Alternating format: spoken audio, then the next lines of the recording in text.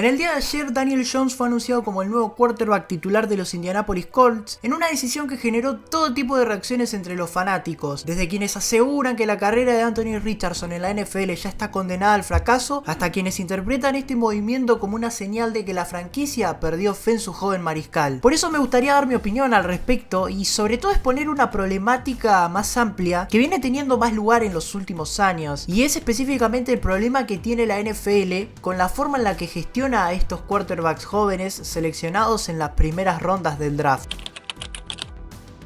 En el caso de Richardson creo que hay que partir desde la base de que es un quarterback muy joven. Con 21 años fue seleccionado con la pick número 4 del draft de 2023 y para que se entienda lo joven que todavía es, alcanza con mirar la edad de los quarterbacks que llegaron después de él, tanto en ese draft como en los dos últimos. Por poner un ejemplo, Richardson es más joven que Will Levis, Tanner Mackey, Caleb Williams, Jayden Daniels, Michael Penix Jr., J.J. McCarthy, Bo Nix, Shedeur Sanders, Dillon Gabriel, Tyler Shough y etcétera.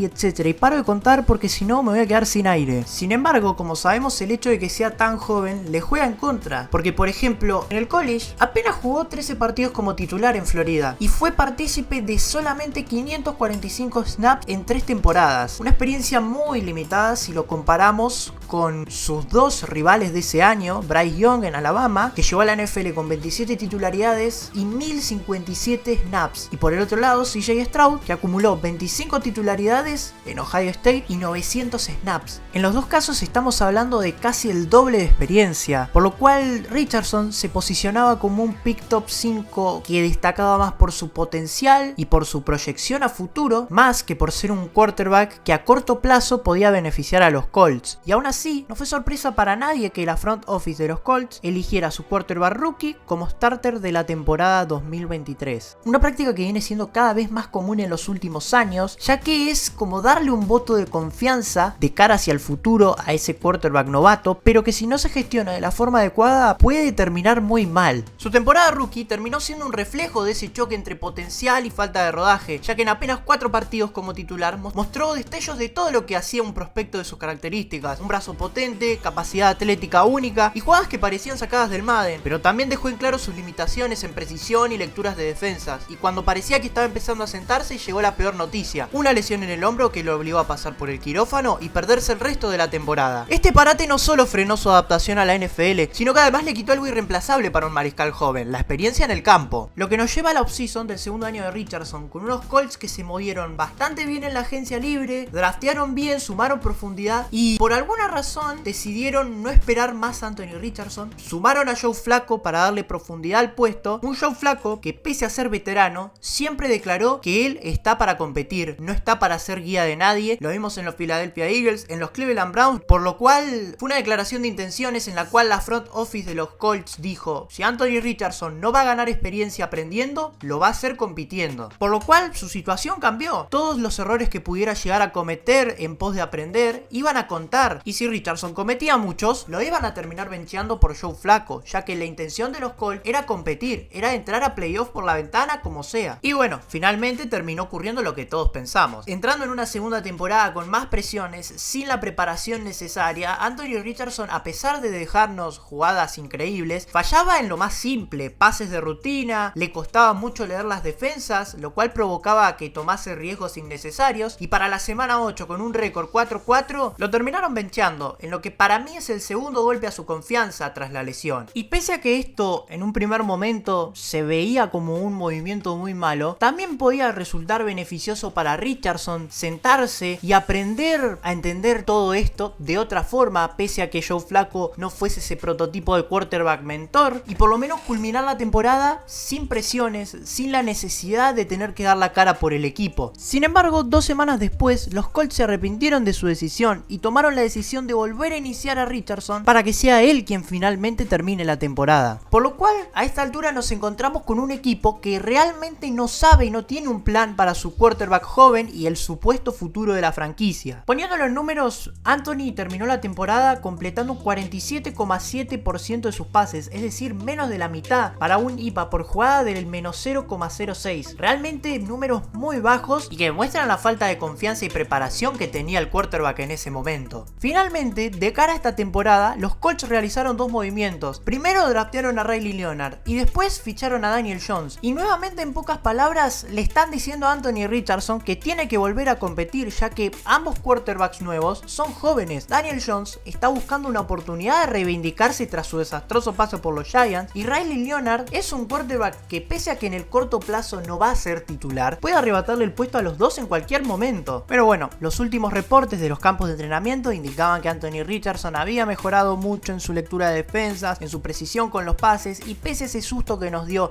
en la semana 1 de pretemporada cuando se lesionó la mano contra los Baltimore Ravens, todo parecía ir sobre ruedas, hasta que en el día de ayer los Indianapolis Colts anunciaron que tomaron la decisión de que Daniel Jones sería el quarterback titular para esta temporada.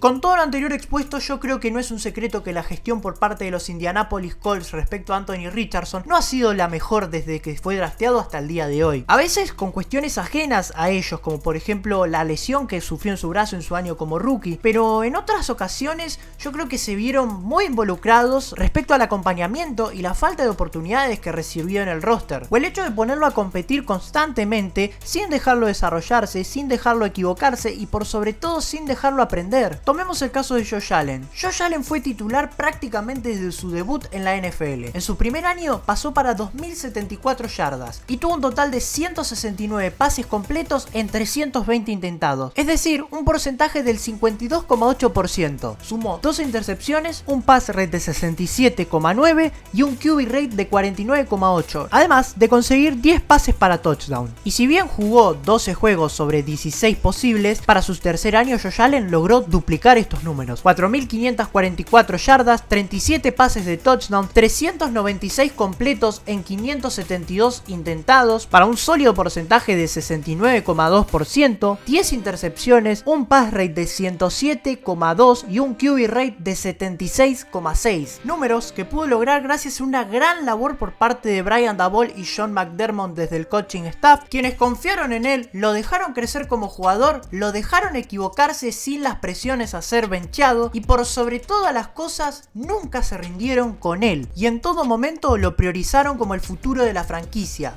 Obviamente con el diario del lunes es mucho más fácil hablar sobre esto, y es verdad que también hay casos de quarterbacks que se les han dado el tiempo y las condiciones para desarrollarse y no lo consiguieron. La realidad es que si como franquicia estás dispuesta a draftear un quarterback joven con un futuro más a largo plazo que un impacto inmediato, tenés que tener un plan de desarrollo, porque si no los resultados están a la vista y en la mayoría de los casos es el fracaso. Ejemplos tenemos muchos: a los Jets con Sam Darnold y Zach Wilson, a los Browns con Baker Mayfield y a los Bears con Justin Fields, franquicias con desarrollos mediocres que a la primera de cambio de no obtener los resultados esperados se deshicieron de sus quarterbacks. Los Jets cambiaron a Sam Darnold por Zach Wilson y luego a Zach Wilson por Aaron Rodgers. Los Browns cambiaron a Baker Mayfield, quien los había metido en playoffs después de casi 25 años, por Deshaun Watson, quien se encontraba en plena batalla legal por 22 denuncias de abuso sexual. Y finalmente los Bears, que cambiaron a Justin Fields por Caleb Williams, aunque en defensa de Chicago esta situación sí es un poco más compleja.